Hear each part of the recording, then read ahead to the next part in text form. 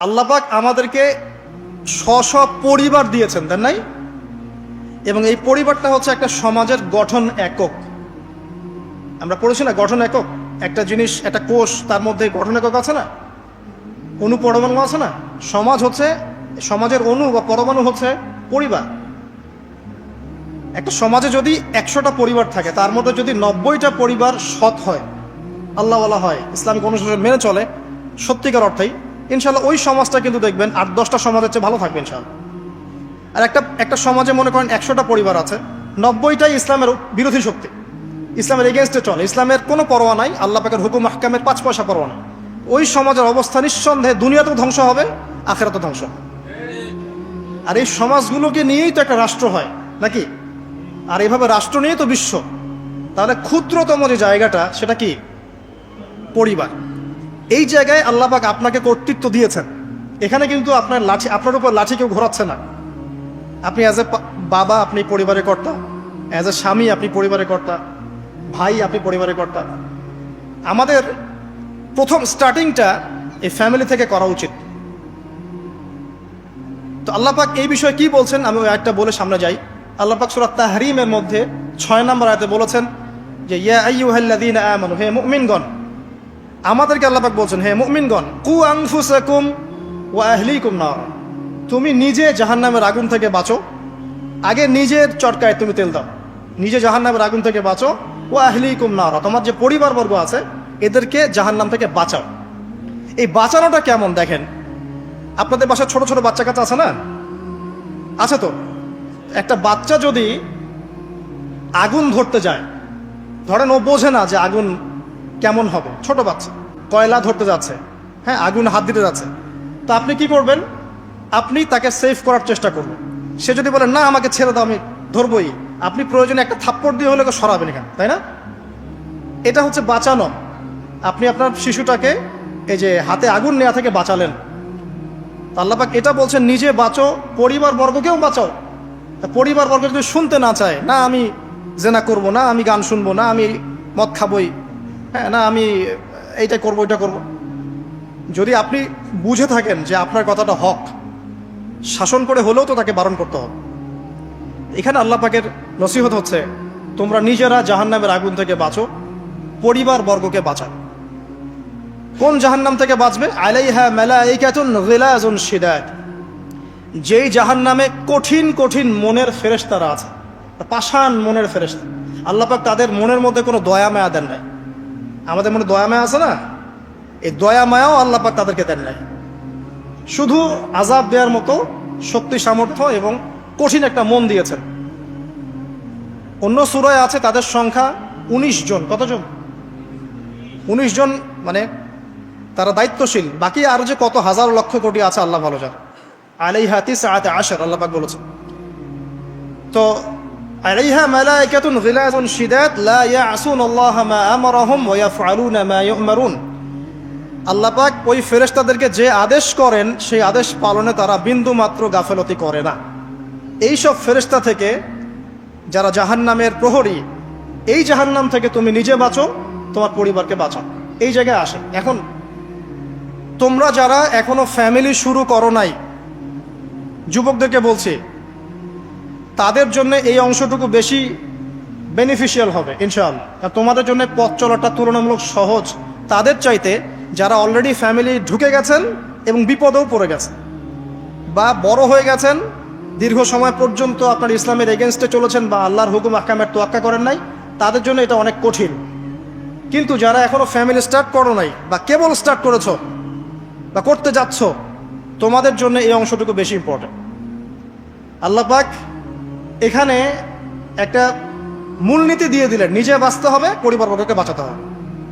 আর আমি আগেই বললাম, পরিবার বাঁচলে সমাজ বাঁচবে, সমাজ বাঁচলে রাষ্ট্র বাঁচবে। আসেন প্রথমে আমরা দেখি যে কোরআন কি বলছে। খুব অল্প করে বলি, কারণ লম্বা সময় নেওয়ার সুযোগ নাই। কোরআন কি বলছে একটু লাইভলি থাকেন।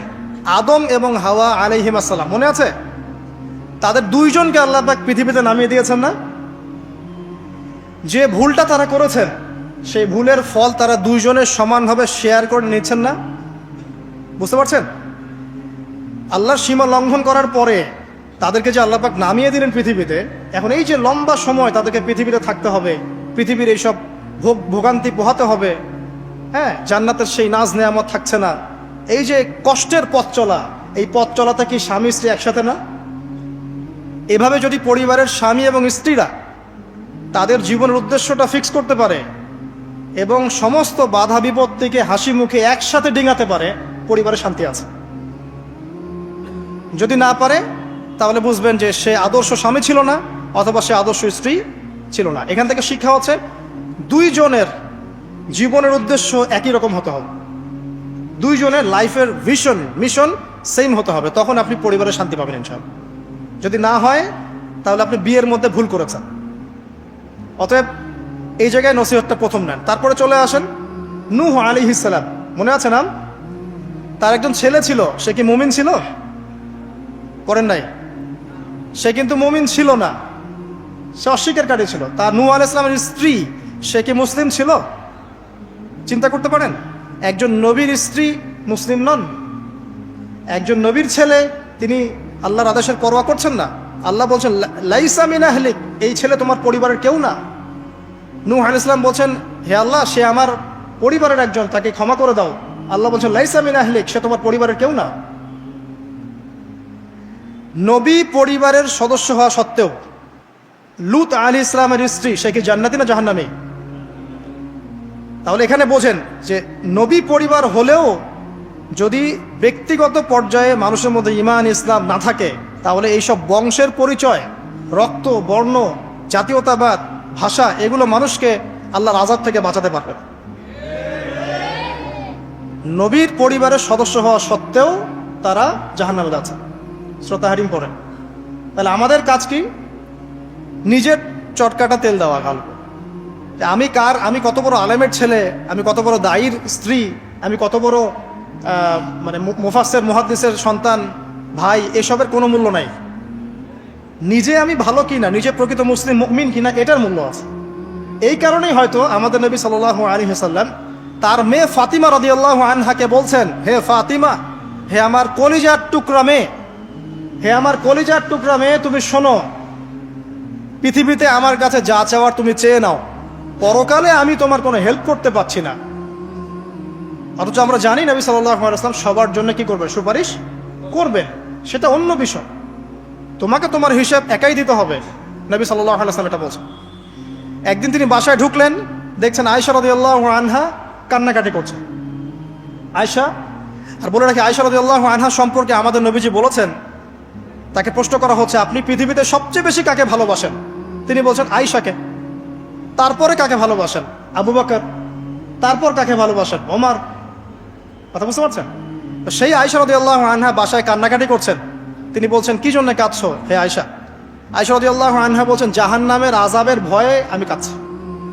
কি হবে ইয়া রাসূলুল্লাহ আমাদের সে সময়? তখন আল্লাহর নবী তার স্ত্রীকে বলছেন, যাকে তিনি সবচেয়ে বেশি ভালোবাসেন, তাকে বলছেন, তিনটা ক্ষেত্র বা তিনটা জায়গা আছে যখন পৃথিবীর কোনো মানুষকে চিনতে পারবে না পরকালে, এমনকি আমিও তোমাকে চিনতে পারবো। সেটা কি? যখন এই যে মিজানের পাল্লাটা দাঁড় করানো হবে, এই যে এটা ভারী হচ্ছে না হালকা হচ্ছে, এই সময় কেউ কাউকে চিনবে না, কারো কথা কারো মনে থাকবে না। যে গার্লফ্রেন্ডের জন্য আপনি জীবন দিচ্ছেন তার কথা আপনার মনে থাকবে না। যে স্ত্রী সন্তানের জন্য আপনি সারা জীবন দুর্নীতি করে গেলেন তার কথা আপনার মনে থাকবে না। এমনকি যে স্ত্রীর কাছে আপনি অনেক প্রেমময় স্বামী, সেও আপনার কথা মনে রাখবেন না যখন মিজানের পাল্লাটা উঁচু করা। দুই, যখন আমল নামা ছুড়ে দেওয়া হবে, আমল নামা এভাবে উন্মুক্ত করে ছুড়ে দেওয়া হবে, ইকরা কিতাবাক, তুমি আজকে তোমার কিতাব পড়ো, ওয়া কাফা বিনাফসিকা আল-ইয়াওমা আলাইকা হাসিবা, আজকে তুমি নিজেই তোমার নফসের হিসাব নেওয়ার জন্য যথেষ্ট। এই সময় আয়েশা আমি তোমার কথা মনে রাখতে পারবো না। একটা হচ্ছে যখন মানুষ পুলসিরাত পার হবে, তখন কেউ কারো কথা মনে রাখবে। এখান থেকে শিক্ষা কি? নূহ আলাইহিস সালামের পরিবারের সদস্য হয়েও তারা আল্লাহর আনুগত্য না করার কারণে জাহান্নামে যাচ্ছেন। লূত আলাইহিস সালামের পরিবারের সদস্য হয়েও ঈমান না আনার কারণে তারা কি করছেন? জাহান্নামে যাচ্ছেন। আমাদের শিক্ষা হচ্ছে আমাদের পরিবারগুলোর, যে আমাদের এই বংশ, আমাদের এই যে টাকা পয়সা, স্ট্যাটাস, রং, হ্যাঁ, বাড়ি গাড়ি, পলিটিক্যাল পদ, কোনো কিছুই আমাদেরকে আল্লাহর আযাব থেকে বাঁচাতে পারবে না যদি আমরা প্রকৃত মুসলিম মুমিন না হতে পারি। তো পরিবারের সদস্যদেরকে আল্লাহ পাক ইমানদার হওয়ার তৌফিক এনায়েত করুন। এবার আসেন সামনে, আরো সামনে যান, দেখেন ওই যে ইব্রাহিম আলাইহিস সালাম দেখেছেন, মনে আছে? বাবা হচ্ছে ওই সমাজের সবচেয়ে বড় লিডারের ডান হাত, নমরুদের ডান হাত। সে হচ্ছে মূর্তি পূজারীদের সর্দার, মানে মূর্তি সে বানাতো, স্ট্যাচু মেকার। ইব্রাহিম আলাইহিস সালামকে আল্লাহ পাক ওই ঘরেই জন্ম দিয়েছেন যেখানে তার বাবা একজন শিরকের কাণ্ডারি। ইব্রাহিম আলাইহিস সালাম তাকে বোঝানোর চেষ্টা করলেন, বাবা এটা শিরক, এটা শয়তানের কাজ, এখান থেকে ফিরে আসো, আমি তোমার জন্য আল্লাহর কাছে দোয়া করবো ইত্যাদি। বাবা তার কথা শুনলো না। এটা তো এমন না যে তিনি শুধু একবার বলেছেন, তিনি হয়তো বলতেই ছিলেন, একদিন দুই দিন না, কিন্তু বলতেই আছে। এক পর্যায়ে বাবা তাকে বের করে দিলেন বাসা থেকে, ফাহজুরহুম, এখান থেকে বের হয়ে যায়। তুমি যদি আমাদের এই দেবতাদেরকে গালি দেওয়া বন্ধ না করো তাহলে আমি তোমার মাথা পাথর দিয়ে মেরে ফাটিয়ে ফেলবো।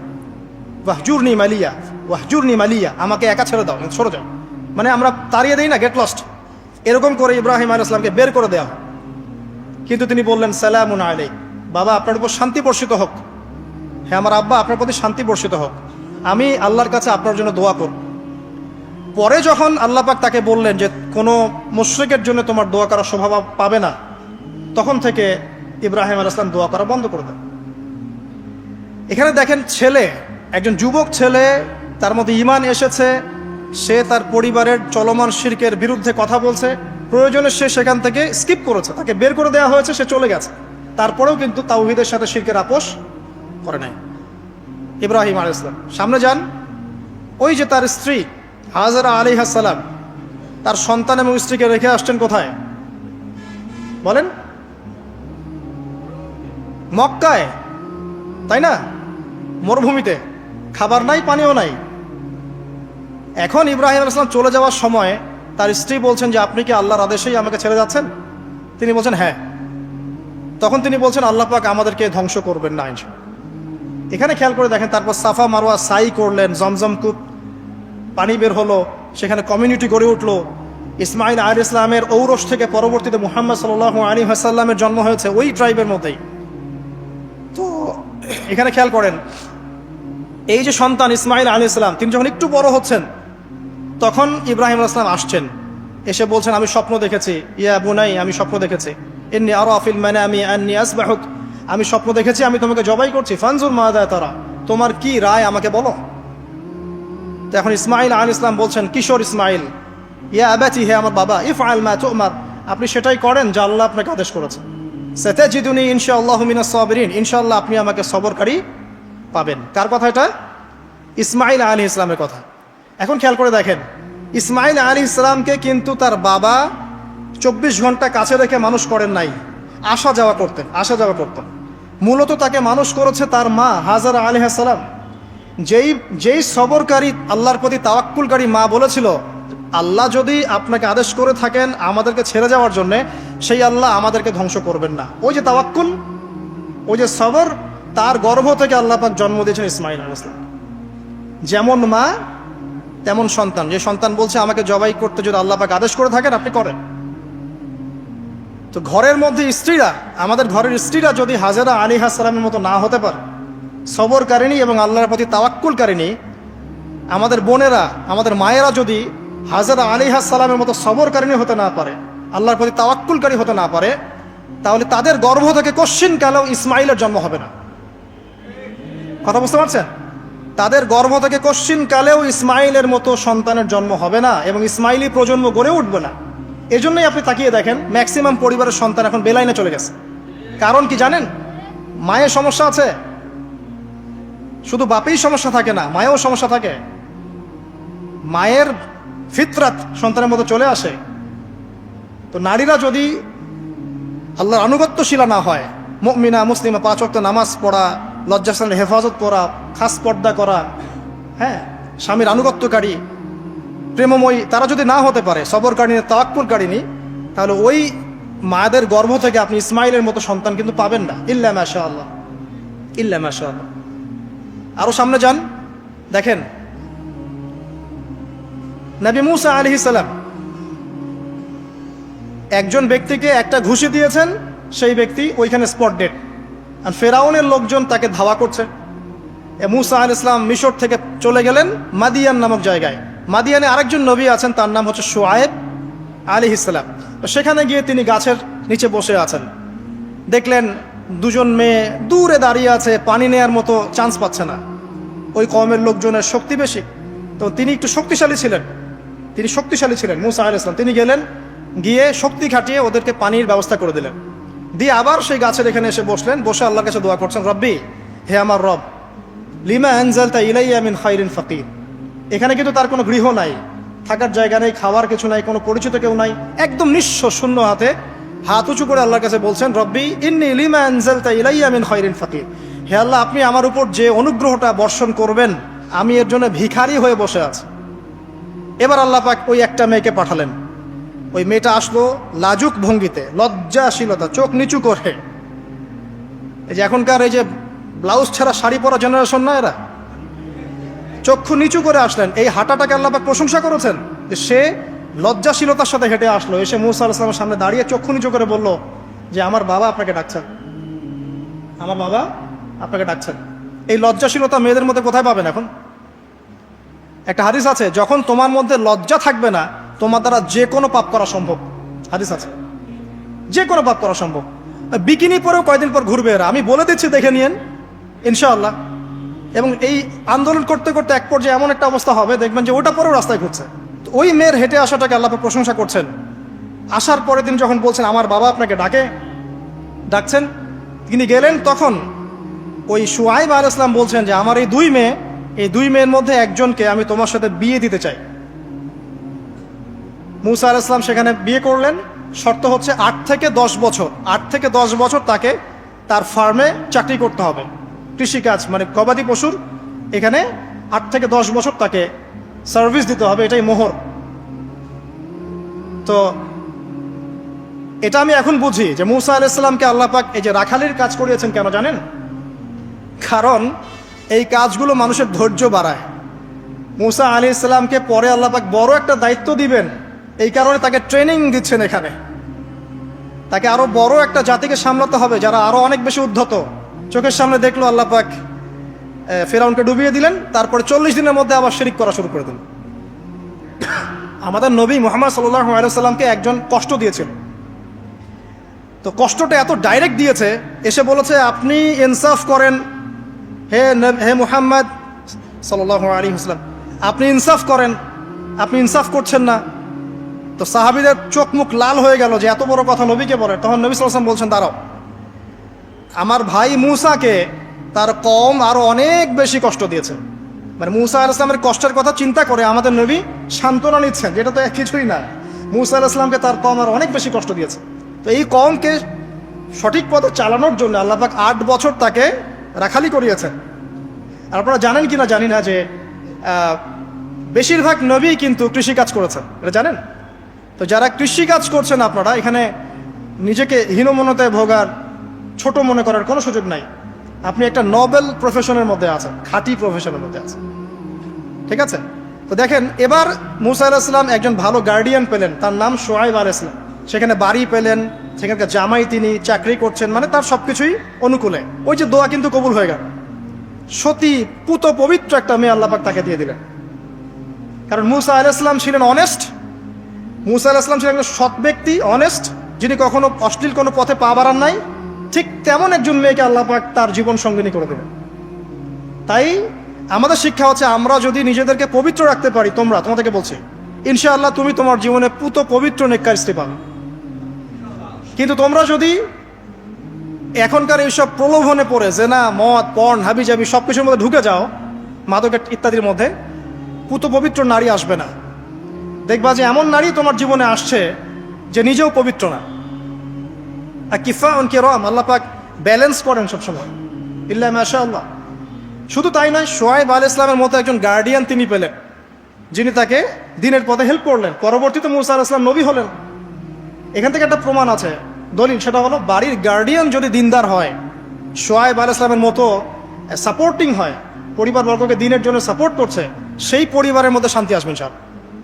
এবং সেই পরিবারের যুবকরা সৌভাগ্যবান, যুবতীরাও সৌভাগ্যবান, সেই পরিবারের সন্তান সন্ততিরা সৌভাগ্যবান। তাই পরিবারের গার্ডিয়ান যারা আছেন আজকের খুতবা শুনছেন, আপনারা সাপোর্টিভ হন, পরিবারকে দিনের ক্ষেত্রে সাপোর্ট দেন, একটা ভালো প্যারেন্টিং করেন, মানে সন্তানদেরকে সুন্দর প্যারেন্টিংসের মধ্যে নিয়ে আসেন। আসুন সামনে যাই, এবার একটু কনক্লুশনের দিকে যাচ্ছে, আসেন। তো কোরআনের পরতে পরতে এরকম দলিল আছে।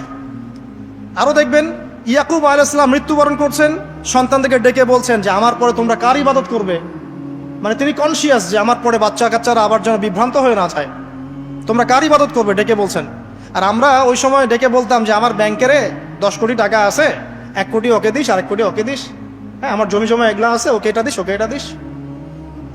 উনি ডেকে বলছেন তোমরা আমার পর কার ইবাদত করবে। সন্তানরা বলছে আমরা এক আল্লাহর ইবাদত করব, যার ইবাদত আপনি করেছেন, আপনার পিতাও করেছেন। সচেতন গার্ডিয়ান। সামনে যান, আপনি দেখবেন ইউসুফ আলাইহিস সালাম, যিনি ওই যে জেলখানায় বন্দী হলেন, পরে মিশরের খাদ্যমন্ত্রীর দায়িত্ব পেলেন, তার বাবা ইয়াকুব আলাইহিস সালাম কাঁদতে কাঁদতে চোখ অন্ধ হয়ে গেল। দেখেন যখন ইউসুফ আলাইহিস সালাম তার ভাইদেরকে বললেন এই যে রুমালটা, এই রুমালটা নিয়ে যাও আমার বাবার চোখের উপরে দিবে, ইনশাল্লাহ সে দৃষ্টিশক্তি ফিরে পাবে। এটা পড়েন নাই মনে হয়, সূরা ইউসুফের মধ্যে আছে। এই রুমালটা যখন আমার বাবার চোখের উপর দিবে তখন সে তার দৃষ্টিশক্তি ফিরে পাবে। তখন ওই রুমালটা যখন তারা বহন করে নিয়ে আসছেন, অন্ধ ইয়াকুব আলাইহিস সালাম তিনি বলছেন যে আমি দূর থেকেই ইউসুফের গন্ধ পাচ্ছি। সূরা ইউসুফ আর জুলাইখার প্রেম কাহিনী নয়। সূরা ইউসুফ হচ্ছে তার পিতা ইয়াকুব আলাইহিস সালাম এবং এই যে তার ছেলে ইউসুফ আলাইহিস সালাম, তাদের মধ্যে ভালোবাসার কাহিনী। এটা ভালো করে পড়েন, ভালো করে বুঝবেন। এখানে পিতার সন্তানের ভালোবাসাকে বোঝানো হয়েছে। এত ভালোবাসেন তিনি সন্তানকে। এখান থেকে শিক্ষা কি? শিক্ষা হচ্ছে পিতাদেরকে সন্তানদেরকে ভালোবাসতে হবে, আদর করতে হবে, কাছে থেকে বোঝাতে হবে। সবসময় শাসনের লাঠি ঘোরানো যাবে না। সন্তান যদি হোঁচট খায় তার হাতটা ধরতে হবে, ধরে বলবে বাবা কি হয়েছে, আমি তো তোমার সাথে আছি। মা কি হয়েছে, হতাশ কেন হচ্ছে, আমি তোমার সাথে আছি। একটা রেজাল্ট খারাপ হচ্ছে তো কি হয়েছে, আমি তোমার সাথে আছি। বাবা নামাজ পড়ো, বাবা কোরআন তেলাওয়াত করো, আল্লাহকে ডাকো, আল্লাহ তোমার সাথে আছে। ওকে কনফিডেন্স দিতে হবে। যখন পিছন থেকে সন্তানরা কনফিডেন্স পাবে, এই সন্তানরা বড় হয়ে আত্মবিশ্বাসী হবে। আর পিছন থেকে যখন আপনি তাকে সবসময় শাসন করতে থাকবেন, জুলুম করতে থাকবেন, এ বড় হয়ে আপনাকে বৃদ্ধাশ্রমে পাঠাবে না তো কোথায় পাঠাবে? সন্তানকে ভালোবাসতে হবে। এটা বলে রাখি, এখানে দেশে আবার 30টা বৃদ্ধাশ্রমও আছে। ইসলামে বৃদ্ধাশ্রমের কোনো জায়গা নাই। আর এখন আমি চলমান একটা পত্রিকা রিপোর্ট দেখলাম গুগলে, নাম করা পত্রিকা, নাম বলছি না। তারা বলছে এখন বৃদ্ধাশ্রম সময়ের দাবি। বৃদ্ধাশ্রম এখন সময়ের দাবি, নাউজুবিল্লাহ। আর ইসলাম বলছে সবচেয়ে সেরা অধিকার দিবে মাকে, তারপরে মাকে, তারপরে মাকে, তারপর বাবাকে। মায়ের পায়ের নিচে জান্নাত, বাবার সন্তুষ্টিতে আল্লাহর সন্তুষ্টি, এগুলো ইসলাম বলছে। আর এখনকার সভ্যতা আমাদেরকে বলছে যে বৃদ্ধাশ্রম এখন সময়ের দাবি। ইউসুফ আলাইহিস সালামকে যেভাবে ভালোবাসতেন তার বাবা, সন্তানকে ভালোবাসুন। আমাদের নবী মুহাম্মদ সাল্লাল্লাহু আলাইহি সাল্লাম মানুষকে যত ভালোবাসতেন, এর কারণ কি জানেন? ছোটবেলা থেকেই তাকে খুব ভালোবাসা দিয়ে মানুষ করা হয়েছে। তার মা তাকে ভালোবাসতেন, তার দুধমা তাকে ভালোবাসতেন, তার দাদা আব্দুল মুত্তালিব তাকে সাথে করে নিয়ে ঘুরতেন, কাবার সামনে বসাতেন, বসিয়ে বলতেন তার নাম হচ্ছে মুহাম্মদ, প্রশংসিত। এই নামটা তখন আরবে কেউ রাখতো না। আমার এই নাতি, আমার এই ছেলের ছেলে ইনশাআল্লাহ এ বড় হয়ে নেতা হবে, এই কথা বলতেন। তাকে আত্মবিশ্বাস দিতেন। এমনকি তার দাদার ইন্তেকালের পর তার চাচা আবু তালেব মুসলিম না হয়েও সুদীর্ঘ সময় পর্যন্ত ভাতিজাকে সাপোর্ট দিয়েছেন। এই সাপোর্ট দেয়, কনফিডেন্স, এগুলো খুব ইম্পর্টেন্ট। এগুলোর ঘাটতি যখন হবে তখন এই যুব সমাজ, পরিবারের সদস্যরা ফেড আপ হয়ে যাবে, মানসিক কষ্টে ভুগবে, মাদকের কাছে যাবে, অন্য একটা মেয়ের কাছে যাবে, পর্নে যাবে, আপনার মিউজিক্যাল ইনস্ট্রুমেন্টের কাছে যাবে। ঠিক আছে, আমরা শেষ করছি। তো এখান থেকে একটা শিক্ষা হচ্ছে যে আমাদের পরিবারের সদস্যদেরকে ভালোবাসা এবং তাদের প্রতি কনফিডেন্স দেয়া, তাদেরকে আল্লাহর পথে চলতে সাহায্য করা। ইনশাল্লাহ দেখবেন যে তারা আপনাকে সম্মান করবে, আপনাকে একজন বন্ধু মনে করবে, যে না আমার পাশে কেউ আছে, আমি একা নই, এমনটা ফিল করবে। এটা খুব ইম্পর্টেন্ট। তো শেষ করার আগে এই যে কোরআনিক কিছু আমি জাস্ট এক্সাম্পল দিলাম, বিচ্ছিন্ন এক্সাম্পল যে কোরআনে এইভাবে আসে। এছাড়া লোকমান আলাইহিস সালামের ঘটনায় আপনি পাবেন সূরা লোকমানের মধ্যে। সন্তানকে ডেকে কত নসিহত করছেন, বাবা শিরিক করো না, সৎ কাজে আদেশ করো, অসৎ কাজে নিষেধ করো, পিতামাতার খেদমত করো। আর আমরা বাচ্চাদেরকে কি শেখাই? জমি জমা, বাড়ি গাড়ি, দাঁড়াতে হবে, চাকরি করতে হবে, এটা সেটা। আগে সন্তানকে শেখাচ্ছে বাবা আল্লাহকে চিনো, আল্লাহ বলে একজন আছে, তিনি, তাকে চিনো আগে, তার সাথে কাউকে শরীক করো না। শিরকের শিক্ষা কোথায় এখন পরিবারের মতো? তো কোরআনে এরকম অসংখ্য দলিল আছে। শেষ করার আগে আমি যেটা বলতে চাই যে আমাদেরকে কিছু কিছু বিষয় যদি আমরা এখনো যদি মেনে চলি, এই ভঙ্গুর সমাজ ব্যবস্থায়ও আদর্শ পরিবার ধরে রাখা ইনশাআল্লাহ সম্ভব। আমি সব কথা আজকে বলতে পারলাম না, ইনশাআল্লাহ আরেকদিন কথা হবে অন্য কোনো লেকচারে। যে প্রথমেই পরিবারের যে সদস্যরা আছেন তাদেরকে ইলম বা জ্ঞানের চর্চা করতে হবে। 2, পরিবারের তাওহীদ প্রতিষ্ঠা করতে হবে, নবী সাল্লাল্লাহু আলাইহি ওয়াসাল্লামের সুন্নত প্রতিষ্ঠা করতে হবে। এই দায়িত্বটা পরিবারের কর্তাদের, স্বামী না থাকলে স্ত্রী, মা, ভাই, পিতা, তাদের সবার দায়িত্ব এটা। পরিবারে তাওহীদ প্রতিষ্ঠা করা, সুন্নত প্রতিষ্ঠা করা। পরিবারে নামাজ থাকতে হবে, নামাজ, 5 ওয়াক্ত নামাজ নাই পরিবার আদর্শ হবে না। পরিবারের সদস্যদেরকে দান সৎকার দিকে উৎসাহিত করতে হবে। যত দান করবে সম্পদ বাড়বে, যত দান করবে সম্পদ বাড়বে। দান কমিয়ে দিলে সম্পদ কমে আসবে। পরিবারের সদস্যদেরকে নৈতিকতা শিক্ষা দিতে হবে, মূল্যবোধ শেখাতে হবে, কালচার্ড হিসেবে গড়ে তুলতে হবে। যারা সামাজিক, তারা সবার পাশে দাঁড়াতে চায়, সমাজ কল্যাণমূলক কাজগুলোতে উৎসাহিত করতে হবে। পরিবারের সদস্যদেরকে বুস্ট আপ করতে হবে, পিছন থেকে তাদেরকে আত্মবিশ্বাস দিতে হবে যে আমরা আছি তোমার সাথে, তুমি তোমার প্রতিভা অনুযায়ী সামনে যাও। যার যেখানে প্রতিভা সেখানে তাকে আত্মবিশ্বাস দিতে হবে। হ্যাঁ, তুমি লিখতে পারো, ভালো লিখো বাবা, তোমাকে টাকা পয়সার ফিকির করতে হবে না, তোমাকে জব ক্যারিয়ারের চিন্তা করতে হবে না, তোমাকে আল্লাহ পাক লিখার ক্ষমতা দিয়েছেন, লিখো, আল্লাহ ওখানেই রিজিক দেবেন ইনশাআল্লাহ। তুমি বলো, তোমাকে বলার ক্ষমতা আল্লাহ পাক দিয়েছেন, তুমি ভালো করে বলো। তুমি বিজ্ঞান ভালো পারো, বিজ্ঞান নিয়ে গবেষণা করো। তুমি ভালো খেলো, ভালো করে খেলো। মানে আপনাকে ওর প্রতিভা অনুযায়ী আপনাকে বুস্ট আপ করতে হবে, ইসলামিক রুলস মেনেই। 5, বাসায় পর্দার বিধান চালু করতে হবে যাদের মধ্যে নাই, এবং এটাকে শক্ত করে ধরতে হবে। এটা হেলায় ফেলায় ছেড়ে দেওয়া যাবে না। বাসার মধ্যে অপসংস্কৃতি যেগুলো আছে, বাইরের কালচার যেগুলো ঢোকে, এগুলো রাস্তা বন্ধ করতে হবে। ইন্টারনেট সেকশনগুলোকে লিমিটেড করতে হবে। এবং যা দেখবেন সবাই একসাথে দেখবেন, ড্রয়িং রুমে বসে। স্মার্টফোন এত অ্যাভেলেবেল করে দিবেন না। এমনও কান্ট্রি আছে 18 বছর না হলে কেউ ফোন ইউজ করতে পারে না, আর আমাদের জন্মের পর থেকেই ফোন। বাচ্চার ওই ফোনটা দেওয়া মানে তার মস্তিষ্ক ড্যামারেজ, শেষ। দেখেন আপনি ফোনের কারণে যে কত পাপ করতেছে আল্লাহ। এবং ফোনকে আমরা এখন আর কন্ট্রোল করছি না, ফোনই আমাদেরকে কন্ট্রোল করছে। এগুলো বন্ধ করতে হবে। বাসার সদস্যদের খাওয়া দাওয়ার দিকে ফোকাস করতে হবে, তারা কি খাচ্ছে, কেমন খাবার খাচ্ছে, ফ্রেশ ফুডের ব্যবস্থা করতে হবে। কালচার্ড কথা বলতে হবে, সুন্দর করে কথা বলতে হবে তাদের সাথে। ঝগড়াঝাটি এগুলো দেখে যখন তারা অভ্যস্ত হয়ে যাবে, তখন তো নৈতিকতার অবক্ষয় ঘটবেই। আরও কিছু বিষয় আছে, যেমন যে পরিবারে হৃদ্যতা, ভালোবাসা পিতামাতার মধ্যে আছে কিনা, স্বামী স্ত্রীর মধ্যে আছে কিনা, এই বিষয়টা যেন ছোটদেরকে ইফেক্ট না করে খেয়াল রাখতে হবে।